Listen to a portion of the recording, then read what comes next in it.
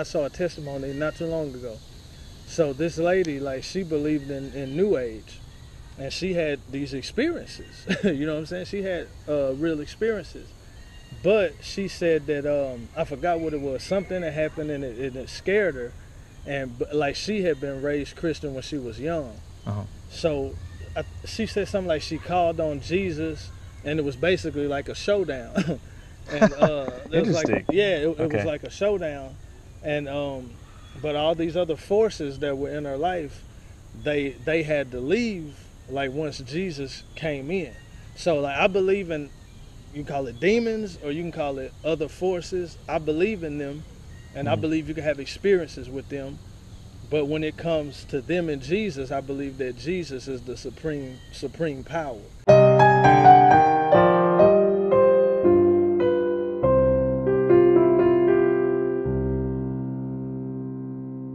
How's it going, man? Doing all right. You got 10 minutes to kill for a short interview? You got 10 minutes to kill for a short interview? What kind of interview? Well, you get to pick what it's about. So what I do is I have conversations with just random people, and I ask you to pick a belief that you really think is true, and I just ask questions to uncover what you believe, why you believe it, and how you concluded it's true. How I conclude it's true? Yeah, and it could be anything. So, you know, I talk to people about all sorts of different things. I think the more interesting talks are the ones that are like tied to your identity a little bit, or that you're just really confident is true. Those tend to be the more interesting conversations. Okay, yeah, I go ahead. You want to try? Yeah. Cool. Are you cool if I record it? Yeah. Okay. All right, my name's Eddie. Okay, I'm Clint, man. Clint? Yeah, yes, sir. C-L-I-N-T? Yes, sir. Awesome. All right, man. So, let's see. I can give you some examples, or if you have something in mind you want to pick already. Okay, yeah, I'm very religious, man. I'm a minister. Okay. So I would say Jesus, man, Christianity. Minister, okay. Yes, sir. So if we were to dial that down to or break it down to like a claim, so what would be something that you could claim that you were very confident in? So like, I guess if we're going to go with religious, you can say that like you believe that God exists. So like that would be like a basic tenet. Okay. If we want to do that, or we can do it some other topic. Like I believe that everything in the Bible is true, or some truth claim that you feel real confident in. Okay, I say the resurrection of Christ from the dead. That he's alive today. Okay. Resurrection. Okay, cool. Let me start the timer. All right, so I want to get a sense of your confidence in this this belief. I use a scale from 0 to 100. So 0% is I got all questions, no confidence that this is true. I'm not even sure this is true. 100% being I got all confidence, no questions. I cannot be mistaken about this. Where would you find yourself on that scale? Man, I would say 100. 100%. Yes, sir. Okay. What is the main reason you are at that 100%? The main reason I would say that I've experienced him. It's nothing historical. I mean, I guess part of it is historical, but what really pushed me over the edge is, I'd say, my personal experience with Christ. Okay. Personal experience. Okay. How does how does the personal experience one has relate to the truth of a belief? Like, okay. How did you get from the experience you had to being 100% confident that he was resurrected? Okay, I'd say it started with what you're taught. You know, if you grow up in church or something like that, I'd say it starts out with what you're told, and it starts out with the Bible, and I guess you could say you believe it. I wasn't a doubtful person. I always believed it. I felt like an internal conviction or a witness. Okay. But as I really committed my life to Christ, and I'd say he changed me from the inside out, and he filled me with the power that I didn't have before. So my experience is what solidified it. Like there's no turning back. Okay. Okay. So it started with belief, but it ended with, I guess you could say, knowing and experience. Okay. Let me repeat back what you're saying so I understand it correctly. The belief started with just the way you were taught and you're raised, and you grew up in that type of household, and then from there you had personal experiences that then validated that and got you to that 100%. Exactly. Okay. Exactly. Gotcha. Okay. Do you think it's possible that if you were raised in a different household, let's say you're raised in a different country, like you were raised in India, and they raised you to believe in many gods, Hinduism or something like that, and you went to the temple every week, and all that stuff. Do you think it's possible that if that were the case, if you were raised somewhere else, that you may reach a belief in a different faith and be just as confident? I don't know about, I definitely believe I could have a belief in something else. I don't know how confident I would be though, without the experience. Okay. I know people that have other beliefs, but I've never really met anybody with the experience. Like I experienced this or that, and I know there's power in other stuff, but it's like I don't think I would be as confident. I could have another belief, but I don't think I would be as confident in that as I am in what I believe. Okay. So you're saying like it is possible that you could have been raised a different way and believe something completely different, but you would never be where you're at right now as far as how confident you are because of that personal experience. Exactly. Okay. If you were to meet someone, let's say like a hypothetical Hindu guy, and he said that his personal experiences, some of the things that he went through, and he feels that Vishnu, one of the Hindu gods, was in his life, and maybe he felt like he changed him in a major way. Would there be a way to determine which one of your personal experiences is more accurate? Yeah, if a person was open to it. Because for instance, there's people who believe in like New Age, right? Like I saw a testimony not too long ago. So this lady, like, she believed in New Age, and she had these experiences. You know what I'm saying? She had real experiences, but she said that I forgot what it was. Something that happened and it scared her, and like she had been raised Christian when she was young. So she said something like she called on Jesus, and it was basically like a showdown. And it was like, it was like a showdown, and but all these other forces that were in her life, they had to leave like once Jesus came in. So like I believe in, you can call it demons or you can call it other forces. I believe in them, and I believe you can have experiences with them. But when it comes to them and Jesus, I believe that Jesus is the supreme power. Now, as far as a Hindu or somebody, if they was willing to give Jesus a try, I believe that they would see that I believe it would be a showdown, and I believe that they would see that he's the supreme power. But if you don't want to give Jesus that try, like, okay, Jesus, if you're real, then I want you to show me that you're the supreme power. You know, if a person's not willing to do that, then I don't think they'd ever have that experience. But if a person's like, I hear what you're saying, I'm questioning it, Jesus, if you're real, you know, show me that you're the supreme power. I believe that they could have that experience and they would see that he's the supreme power. You kind of have to like be in doubt or something of what, because you already know what you've experienced, but you kind of have to believe somebody that's telling you something else. Like, you have to be willing to like give it a try and see who wins out, type of thing. Interesting.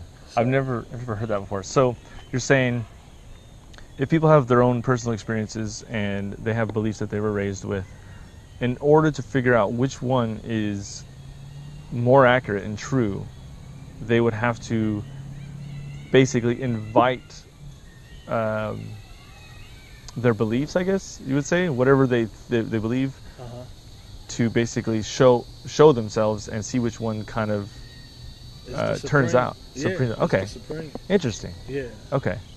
And that person would have also had to have an experience, because there's people who believe in things, but it's never turned into an experience. It may be a passed down belief, but there's no experience behind it. And then there's people who believe things and they've had experiences behind it. So when you've had an experience and somebody else is offering you another experience, then the only thing you can do is kind of, like you said, invite it, or invite Jesus or whatever, and see who wins out, you know. The showdown. Yeah, I like the showdown. Okay. Yeah. Okay. So, hypothetically speaking, let's just say that you learned about some other faith and like you met someone that believes something different that you might not have heard of,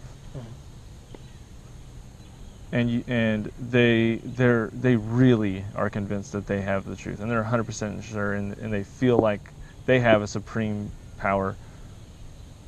If you were to invite their whatever they're believing in,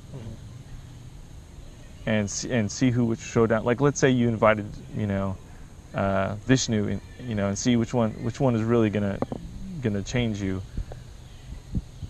and let's say that some other belief did come over you and did win, I guess you would say. Would you be less confident, like in your belief current right now, or would you like throw it out altogether, or how would that affect you if that actually happened, where some other being won? So you saying if I was the one who like was in question? Yeah, like let's say you invited, you heard about some other faith, and someone was really, really convinced, and you invited that belief in, and that belief won. What would it be, a simple swap, or would you be still hold on to it, or how would that affect you? Okay, now me, I wouldn't, because remember I said you have to kind of be in question to even entertain the thought of something else. I would never even, because I feel like I found the supreme being, so I would never challenge Jesus with anything else. But if for some reason I did and the other thing won, then I'd probably go with the other thing. Wow, interesting. Yeah. I never would though. You'd never start that process? Nah, if somebody's like, man, I believe in this, I'd be like, okay, if that's true, then show me. Like I wouldn't even go down that path. Interesting. Yeah, I wouldn't even go down that path. Okay. Because I'm that sure with Christ. But if for some reason I did, and something else showed me that it was more powerful, then I'd probably go with the more powerful thing. Okay. Just because I'm just curious. What do you think would be like? Why would you be hesitant to test Jesus and that supreme power? Why wouldn't you just let him duke it out, I guess? Okay. It's just no doubt in me. Because I feel like I was never under the power of any religion, but I was under the power, I guess you could say, of self, just living for self. I feel like I was never into any other religion, but I was under the power of self. Not to mention, you could say the power of the devil, but I wasn't. I just say I was under the power of self, doing what I wanted to do. So Christ won. Me versus Christ, he won. You know what I'm saying? I got out of myself. So if he can beat myself, then he can beat anything else, because I'm not committed to nothing else, but I was committed to myself. So if he can win that battle in my heart, and I choose to serve him over self because of the work he did in my life, then that's it. Like, you don't have to show me nothing else. You got me out of self. And that's what society's all about. All the ills in society is people serving themselves. You know, if you can get somebody out of self, then you've already shown you supreme. Like, that's how I feel. Okay. You know, so there's no reason for me to question anything else. If that hypothetical Hindu guy got to a point where he is so confident that his God, like Vishnu, was supreme, that he did become selfless, and he did, you know, a lot of work in his community, and he really did pretty much try to emulate that being. Would that could someone be that devout and still be mistaken? I believe so, but just like you said, I would never put Jesus to that challenge. I do it like this right here. I'd be like, okay, you think, you know, your God is supreme. Well, you can pray for me in the name of your God. Pray that your God reveals himself to be the supreme being. And I'll pray for you that Jesus reveals himself to you as the supreme being. Okay. So me and that person could be that kind of showdown, because I'm never gonna seriously question whether his God is supreme over my God. Yeah. I'd never even question that. But if he wants to pray over me or something like that, then he can do that.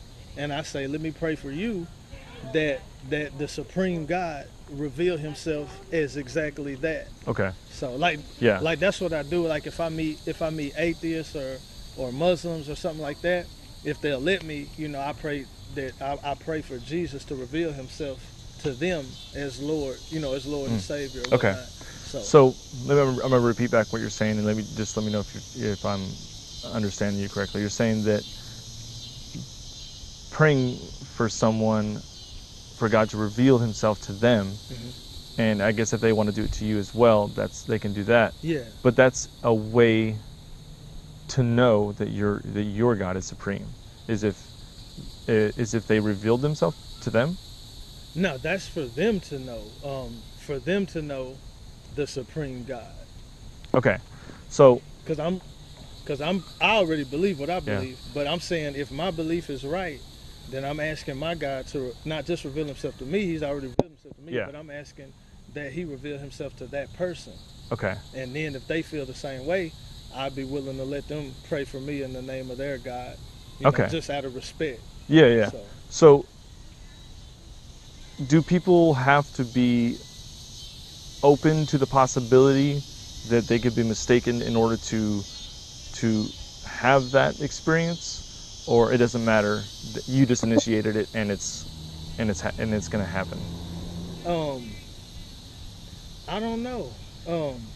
I believe God, they don't have to be in doubt. God can choose to reveal himself to them, whether they're in doubt or not. Okay. But I can't guarantee that God's going to reveal himself to them, but he can, whether they're in doubt or not. So it's not really dependent on them.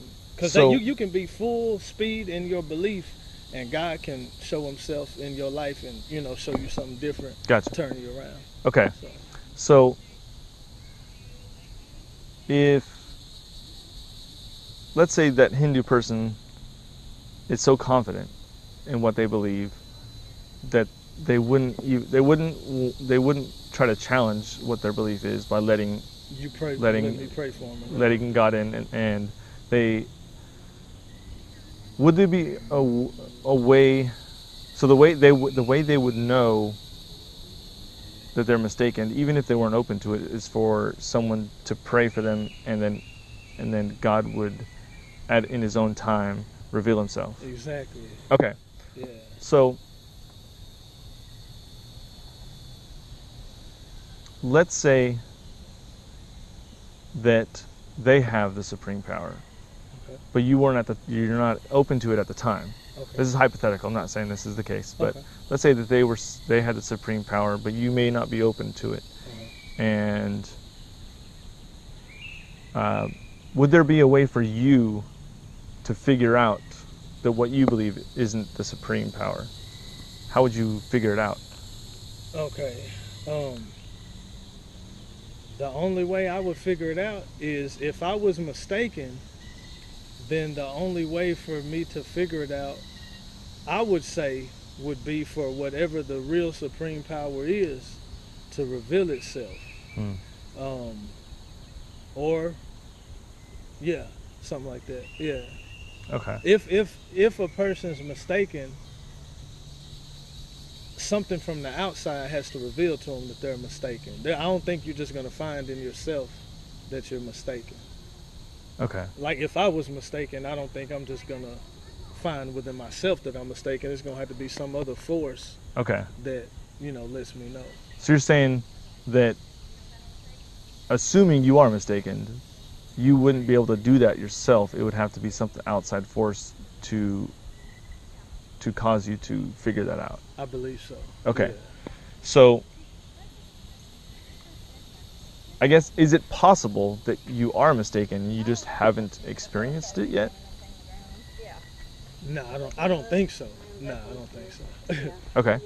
But is it possible, I guess I would say. Like, is it possible that you were raised a certain way, and because you're raised a certain way, you had that belief already, and that personal experience that you had kind of solidified it, but it may not be true? Is it possible that you could just, like a week from now, is it possible that you could just be side-blinded and figure out that you're not actually believing something that's true? Is that possible? I don't think so. No. Okay. So if there's, I guess what I'm asking is, if there's no way for you to discover you're mistaken, how can you be 100% sure that you aren't? I think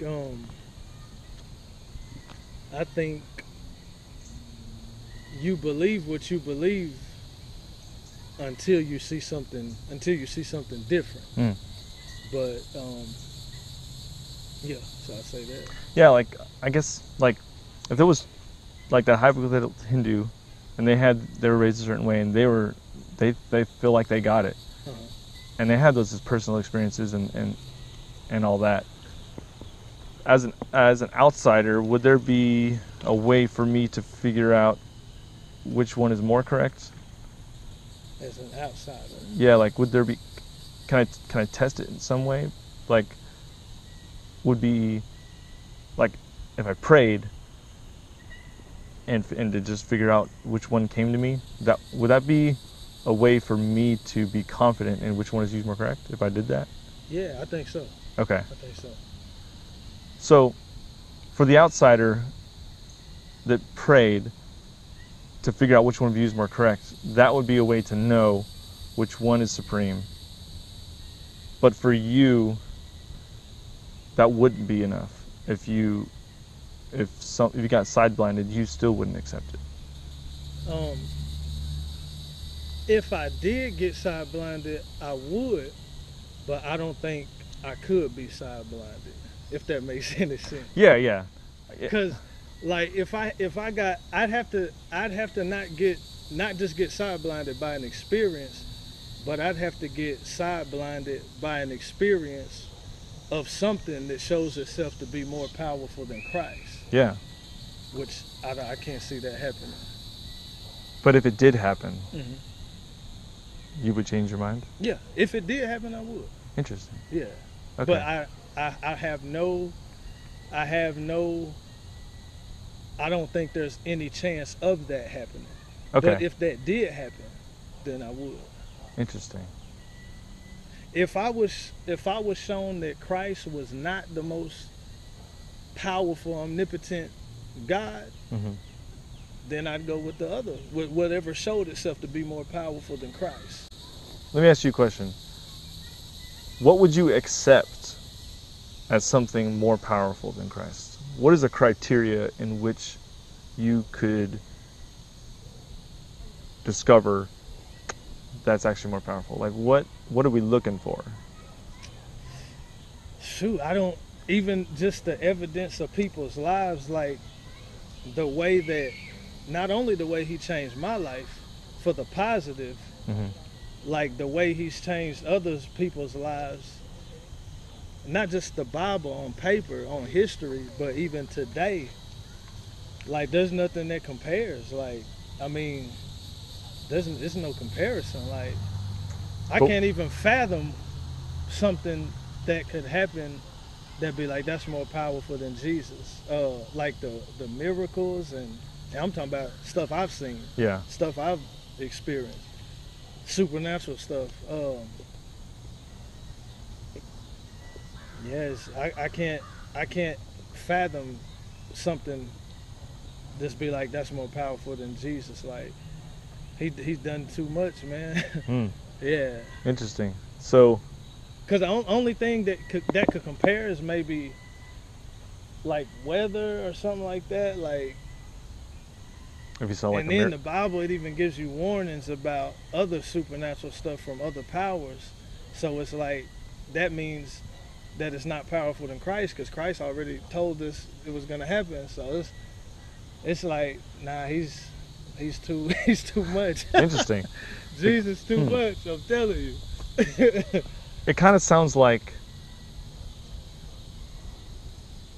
even if you experience something more powerful, you still would be in doubt of it, and you may not even be able to identify it. So like, is it possible that you have already experienced something so powerful, you just don't know that it's not Jesus? Nah, because all my prayers, were to him, and this stuff came as confirmation. It came in result of. Yeah. Because if something's more powerful than Christ, it seems like it would want to be identified. Like Christ, the way I encountered Christ, like I knew it was him. Yeah. So I don't think another force would operate under the mask of Christ and not reveal itself, Yeah. Sorry I cut you off, but I guess what I'm wondering is, do you have a way to discover that you're mistaken about this? If I was mistaken, could you figure it out? Nah, if I was mistaken, I couldn't figure it out. Either I'm not mistaken, or I am mistaken, and I'll never know until it's too late. Interesting. Okay. Yeah. So, we can wrap it up. We went over. I didn't even start my timer. Sorry. If you were mistaken, and you don't have a way to figure out that you're mistaken, how could you be at that 100% mark? If it's possible that you are mistaken, you just don't have. Is it possible you are mistaken and you just don't have a way to figure that out, that you are? Like, how could you be 100%?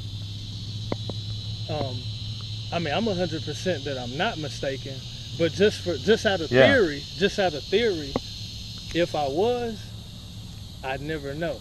Yeah. So I guess what I'm wondering is, how can you be 100% if you don't have like a feedback loop to tell you if you're mistaken? How can you be 100%? That's what it is to be 100% though. To not know that you're wrong, to not be able to know you're wrong? Yeah. Interesting. Yeah, because if there was a way to prove you wrong, then you're not 100%. If you're 100%, then there's no way to prove you wrong, because even if something did prove you wouldn't believe it, because you're 100%, Okay, so this might be a little left field, but just follow me a little bit. Let's say I told you that I have an invisible dragon Okay. And it follows me wherever I go. You can't touch it, you can't see it, but it's there. And I don't have any way to discover that I'm mistaken about it. So therefore, I'm 100% sure that it's there. Yeah. And that's that's what makes you 100%, because there's no way to prove you wrong. Is it good to be 100% in that manner? It's good in the case of Jesus. I would say it is. Another person may not agree with me, but in the case of Christ, I would say it is good to be 100%. Why would you say, what is it about Christ that makes it okay to be 100% in that manner versus me, let's say my pet dragon, being 100%? Why isn't it good for me? It's not good for you because they may put you in okay. in the mental home. The way I would say it's good for Christ, because as a Christian, we believe that Christ is the way to eternal life. Without Christ is the way to eternal destruction. So if that's your belief, then if you're with Christ, then you're going to that, you'll receive eternal life.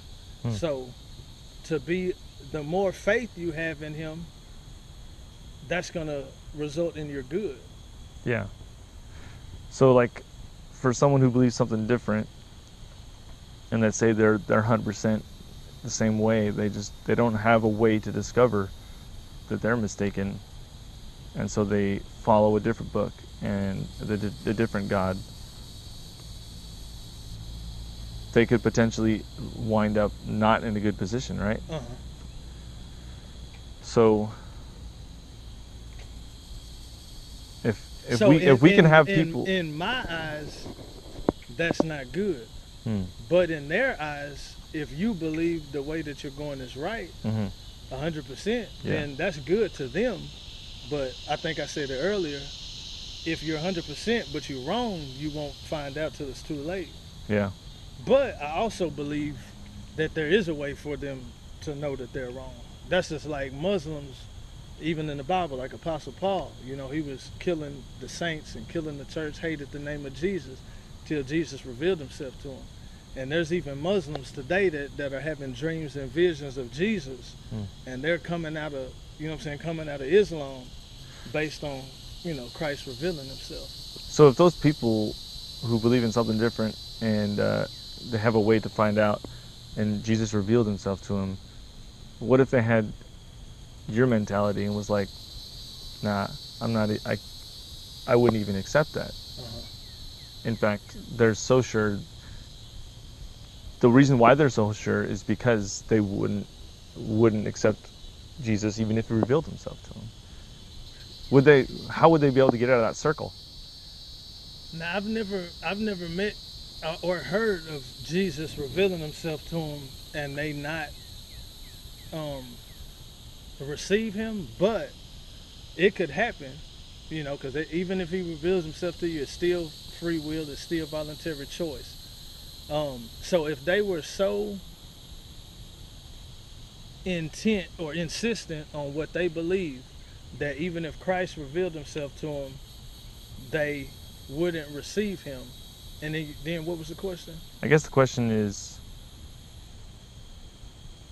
how would they get out of that circle of being so persistent that they couldn't even accept the truth? Okay. They wouldn't get out of it.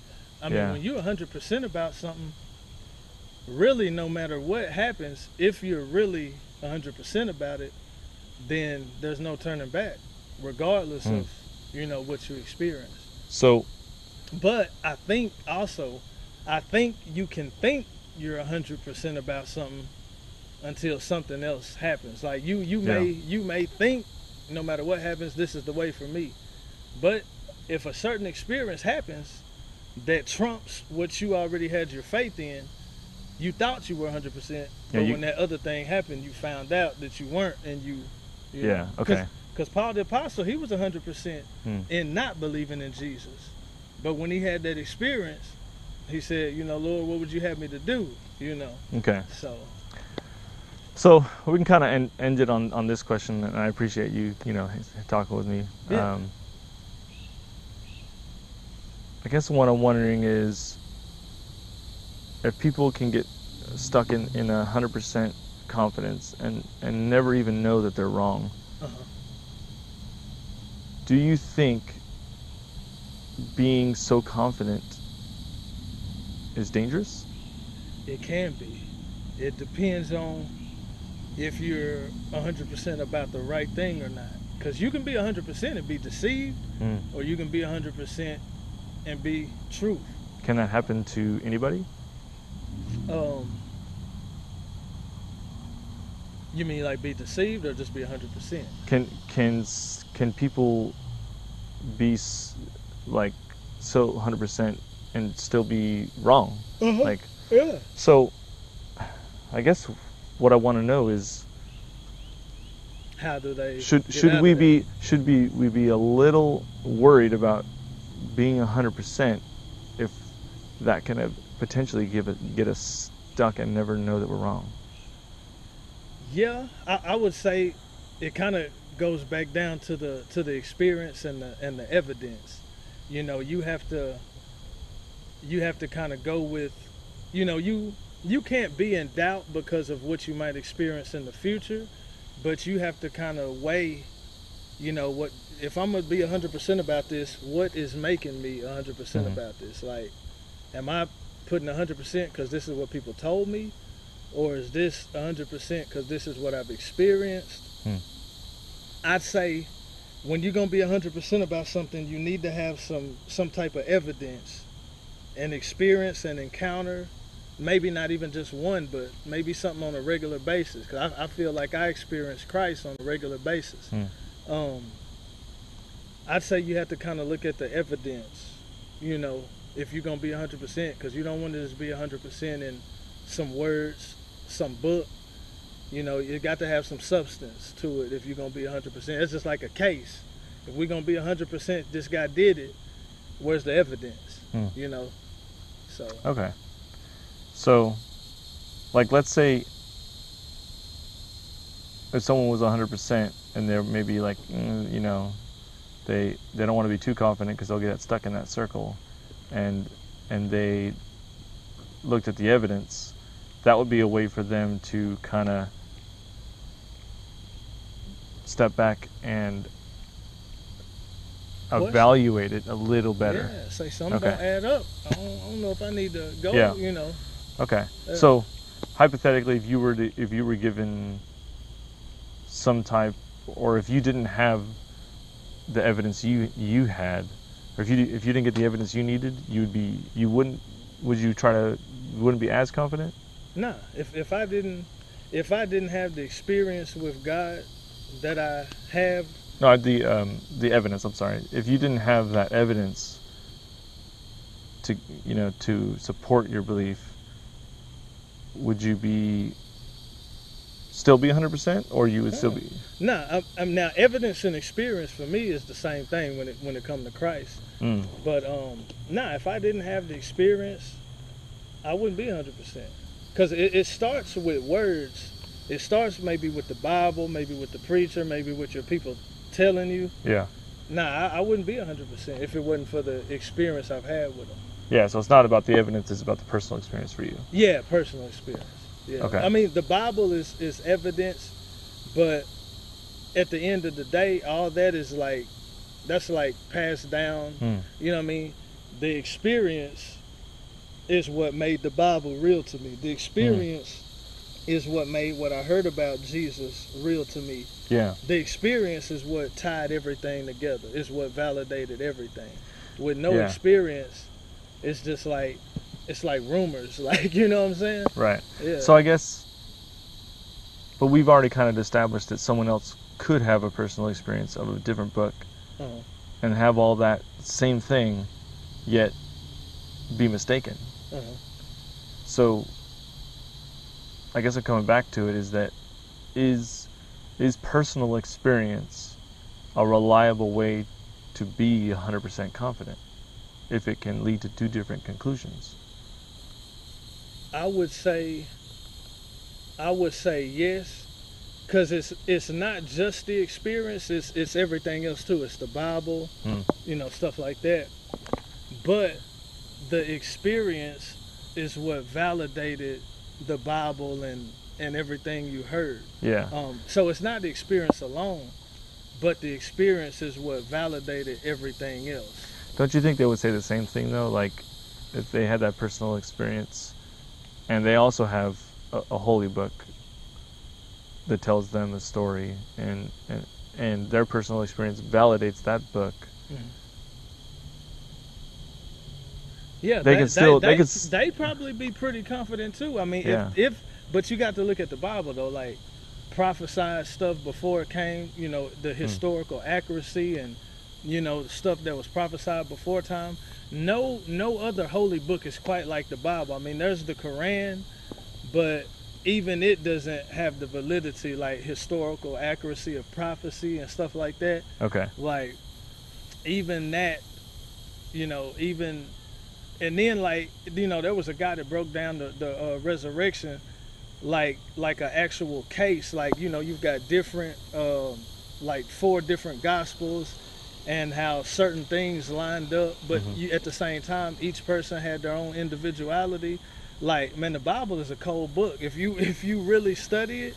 But like I said, it's still a book. You know what I mean? So the experience, and then the experience I've had with God when he takes scripture and open it up to you and stuff like that, it all works together.